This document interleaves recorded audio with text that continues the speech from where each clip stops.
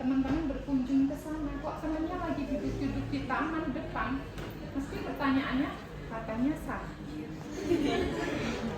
Ya kan? Orang sakit itu nggak boleh duduk-duduk.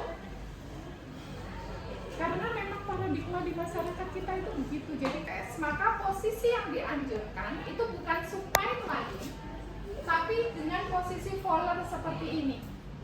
Dan tidak trembling back position. Apa itu? Trembling back position itu apa? Kakinya terlipat. Saya yakin pernah dengar. Kalau trembling back test pernah dengar jantung. Kakinya gimana Bu? Kakinya terserah. Mau kakinya di bawah juga boleh. Yang penting prinsipnya bukan kaki. Iya, jantung dan kepala. Ya, itu posisi trembling back. Posisi yang seperti itu nggak bagus untuk paru. Supine lain juga nggak bagus, trembling back juga apalagi. Yang paling disarankan adalah posisi volar. Nanti teman-teman bisa cari evidence base-nya. Posisi-posisi ini itu bisa digunakan untuk pasien-pasien yang di ICU untuk meningkatkan oksigenasi, saturasi oksigen dan sebagainya. Nanti sila fokusnya ke dada. Ini rongga dada, ini rongga perut, dibatasi oleh diafragma. Ya, dibatasi oleh diafragma. Ini relax.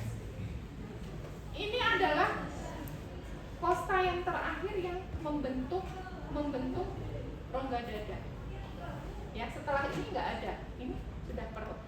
Nah, ini kalau kita raba ini kanan dan kiri, tangan kita itu membentuk sudut.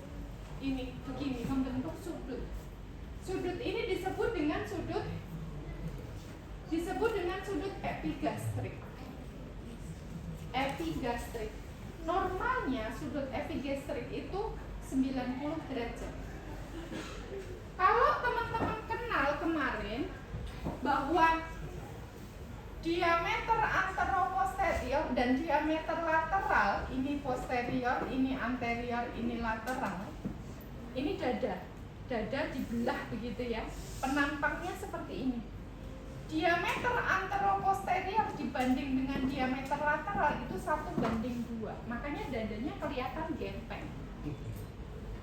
Tapi kalau dadanya bundar begini yang kita sebut sebagai barrel chest, atau dadanya tong, bundar seperti ini penampaknya, jadi diameter anteroposterior dibanding dengan diameter lateral itu 1:1.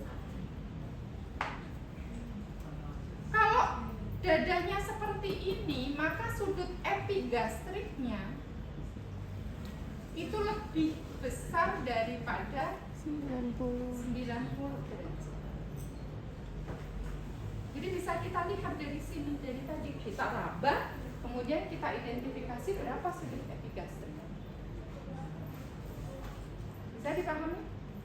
Oke, kemudian manusia itu punya dominasi nafas dada, nafas perut, atau dua-duanya untuk mengidentifikasi ini.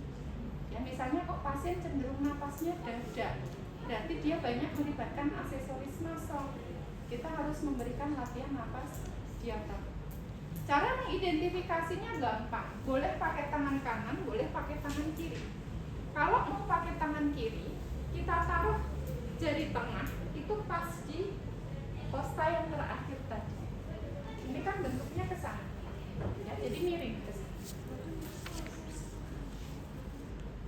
Dengan begitu, ibu jari dan jari telunjuk itu pas di perut, kemudian jari kelingking dan jari manis itu pas di dada.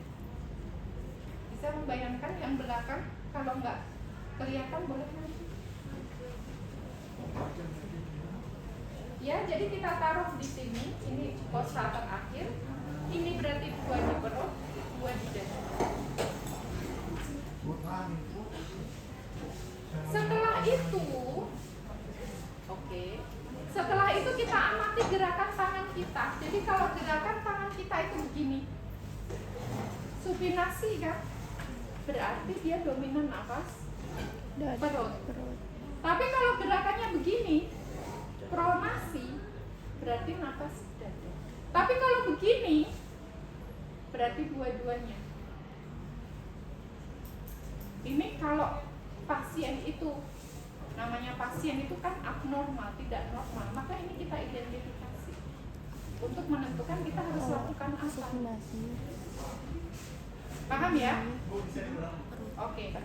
Untuk menentukan dominasi breathingnya atau pernapasannya, maka yang pertama, kalau pakai tangan kiri, jari tengah itu kita taruh di kosta terakhir yang membentuk rongga torak. Begini. Jadi kalau misalnya ini rongga torak,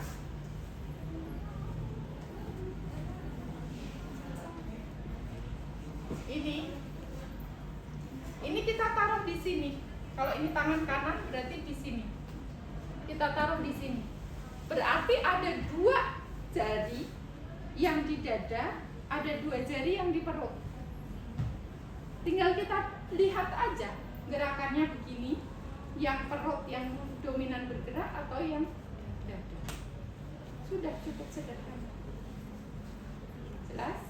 Oke, berikutnya teman-teman masih ingat ini?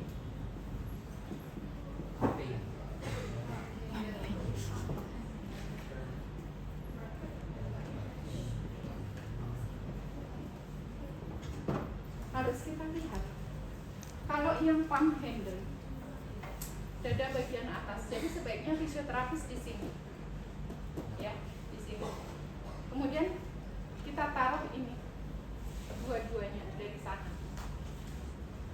Terus kita rasakan, jangan dilihat. Kalau dilihat tidak kelihatan jelas. Jadi kita rasakan. Begitu kita taruh, kita rasakan. Pada saat inspirasi itu kosta ini akan bergerak ke sana, anterokranial, anterokranial, anterokranial. Jadi nafasnya biasa, anterokranial. Akan terasa tangan kita. Inilah yang disebut dengan palm handle.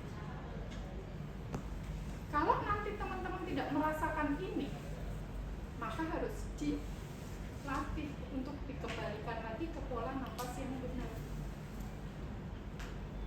Kalau untuk yang bucket handle, pegangannya di sini. Ini. Cukup diraba saja. Kemudian dirasakan feel-nya. Nah, ini akan terasa bergerak ke sana. Setelah terus kranial.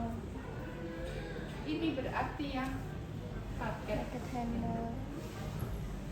Karena nanti pasien itu bisa jadi polanya tidak ini, sudah rusak. Kalau teman-teman nggak ngerti, maka nggak bisa lagi melakukan latihan yang benar. Jelas? Ada pertanyaan sampai sini?